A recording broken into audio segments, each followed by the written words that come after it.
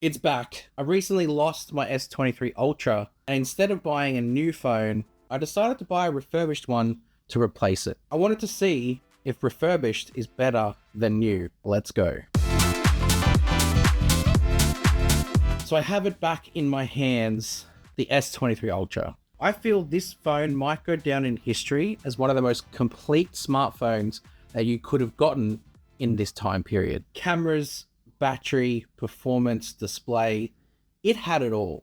It was the complete package. Whatever my other one is, may it rest in peace, if someone finds a green S23 Ultra on the streets of London, you know whose it is. Make sure you look after it for me. In terms of replacing it, I had a couple of different options. I could use Facebook Marketplace to try and buy a second-hand one in the second-hand market, but every time I kind of looked, there wasn't really the value I was looking for, and there was always some compromises to be made. I tried finding one brand new, but in Australia, as soon as a new flagship comes out, it's very hard to find last year's flagship in a brand new setting. They always completely disappear. And I also didn't fancy spending over 1,000 Australian dollars to replace a phone that I don't even use. It's kind of my A and B roll recording phone for my YouTube channel. So I checked out the refurb market. Having watched a lot of Austin Evans' YouTube channel and his videos, I was very curious to see if refurbished was actually better value than buying one brand new. Searched quite extensively and I found a website called Green's Gadgets. And being before the end of the financial year here in Australia, they had some deals on to buy refurbished phones. The S23 Ultra was one of those deals. On their website, they have 3 different options. They have good, great, and excellent condition to choose from, each priced sort of variably with different storage and color options available in those tiers as well. I toyed with the idea of getting a different S23 Ultra color, but after seeing that they had no other color options available in the price range and in the storage variant that I needed, I settled back on the green. And it only had the good condition available, which was fine. I was very curious to see what their description of good would turn out to be once I got it in my hands. For me, as long as the screen is in good condition and the cameras are working, we can do business. I ordered it and was eagerly awaiting its delivery. And I even paid for the expedited delivery so I could get it pretty much the next day. But then all of a sudden I received an email saying that it was cancelled and I was going to be refunded. What? Turns out they thought it was fraudulent. I have no idea why, but they cancelled it and refunded my money. I emailed them immediately to say no, not fraud, and they just apologized and said, "We're so sorry, feel free to replace the order on our website." They didn't just uncancel the order and send it out. No, I had to go through the whole process again. I resubmitted the order, put a little note saying not fraud, just so they would know. That will make sense a little bit later.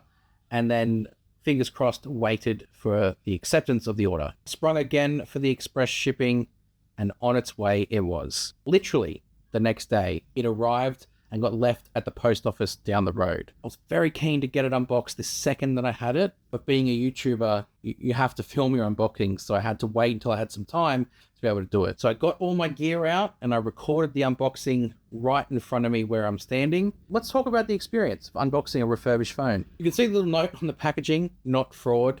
That was my note. That would have made absolutely no sense to the person delivering the package, so glad I put that on there. This was the box. It's very nondescript, and with the exception of the label that sort of indicates that it's green and has the storage and the names on the end of it, that was really it. That was the only labeling that the box had. And when you opened up the box, the sound of it was very pleasant. Good experience right from the start. When that top box comes off, you immediately see the phone. It's the first thing that greets you. Looks like it's been restrained. Even if you're in a hospital and you've got restraints on you, that's pretty much what the phone looks like. It cannot move. It's kind of locked in there, which for transport, I guess made a lot of sense. So I'm glad they did that. Underneath the phone, surprisingly, is a charging brick and a cable, and a braided cable at that. It's a very nice feeling cable. Even if it is USB-A to USB-C, I like the quality that they're delivering with the box and with a cable and with a brick as well. It's quite ironic that a refurb, which is billed as being good for the environment, buying refurbished models, comes with a charging brick, whereas a phone that is brand new doesn't. And they're saying that's good for the environment. Who's right? Let me know in the comments. After tossing them to the side, it was time to take out the phone and inspect the condition that they class as good. After releasing it from its shackles, the phone on the back looked flawless. In fact, it was immaculate. It's got no scratches on it whatsoever. And it reminds me a lot of when I got my new glass back last year on the S23 Ultra that I broke, replaced. This is the same. It is basically a brand new back. So that's obviously what they did to refurbish it. They put a new glass back on it. The cameras also looked good. There was no damages, no scratches, which for what I do with the YouTube channel is ideal. The screen had some slight scuffs and surface scratches on them. Nothing though that will detract from what I need to use this phone for. And even if I used it as a normal phone again, I don't think I'll have any issues and they won't be in the way. Only part that I noticed that could be classed as subpar condition is the frame. You can see it right along the edge of the screen where the frame meets the glass. You can see the surface scratches there, where the paint has sort of chipped and come apart pretty much right the way round. That is evident. It doesn't change the feel. You don't feel those scratches when you're holding it. It's definitely, though, visually striking. You can see it. Linked into that too, on the frame, the power button is actually a little bit stuck. It still presses in. You can still double press it to launch the camera, but at first press, it doesn't feel like you've pressed it at all. It is kind of stuck inside there. So I hope that doesn't get worse over time. It still operates functionally now. It's just something that I'll have to be aware of and maybe have to get serviced or looked at later down the track. So the good condition was probably accurate. To be honest, I probably would have graded this higher, especially with this new glass back being so immaculate and in such good condition. I probably would have even put it as great. And for what I need this phone for, it is literally perfect. When I turned it on, I got a bit of a surprise, I guess you could say, in that this is a Telstra variant. So it's a carrier variant here in Australia. Fortunately, that doesn't mean it's locked at all. Australia opened up their variants of carrier versions years ago, where it's not actually SIM locked to that carrier. We can use it with any carrier we like. The only difference is that the software has Telstra bloat on it. And by Telstra bloat, I mean one app, and that's it, which is easy to uninstall, which I did. The other difference too is that the firmware that comes with this phone is driven by Telstra. So Samsung still provide it to Telstra. They just need to add in their network specifications and necessities to make sure it operates flawlessly on the Telstra network. But seeing as how I'm not going to be putting any SIM cards in here, it's not going to be an issue. It's really going to be used as a B-roll and A-roll camera for the YouTube channel here. There was no Google lock on it, so I had no software issues with getting into the phone itself. And there was a software update because it was on the March update that I needed to do. So, which was fine. I like doing those. Storage level was accurate. They said I got a 512 gig phone, and that's exactly what I got. And it's reciprocated here in the device care menu. Next, it was time to test the cameras. Sometimes with refurbished phones, some of the cameras might not be operational. Maybe they don't test it as thoroughly as a new phone might get tested, which I don't think is the case, but I needed to test them anyway. They all worked.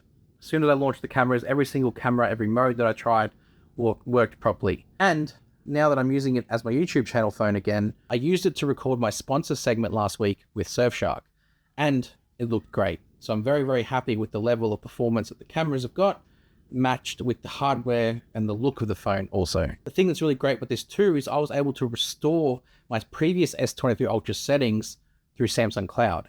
I didn't need to bring over all the apps. I just wanted the camera settings and the phone settings to all be brought back from my previous phone because I had it just the way I liked it. Things like my home screen setup could come back. I could bring all the apps via the installation files in here as well. I chose not to do that, but I definitely brought the settings. It also gave me a chance to test out Samsung's encrypted backup service as well, and it worked great. I had the code ready to go on my Samsung Notes folder, and I input it into my account recovery, and it let me back up and restore all of the settings I needed. So the question is still there. Are refurbished phones better than their brand new counterparts if you're buying last generation's phone? Well, value for money wise, absolutely. I got this for less than $600 US. When you consider what a brand new one of these costed at launch, it's pretty much over half price what the value used to be. But I would say that I could probably sell this for higher than what I paid because it's in really good condition. Don't be afraid to buy refurbished as an option. If you can find a good deal from your local refurbished website, absolutely get it because the condition is better than good. So don't be afraid to subscribe. Check out all my other content on the channel as well. Lots to come this week and in the coming weeks. Galaxy Unpacked, not too far away. Follow me on my socials. I'll see you in the next one. You!